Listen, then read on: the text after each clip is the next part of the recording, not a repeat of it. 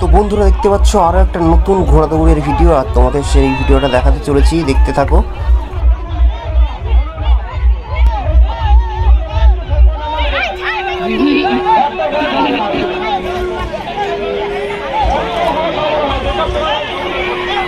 তো বন্ধুরা দেখতে পাচ্ছ ঘোড়াগুলোর সামনেই রাখা আছে, আর এবার ছুটবে, আর তোমরা সেটা দেখতে পাবে। দেখো এই সামনে একটা ঘোড়া।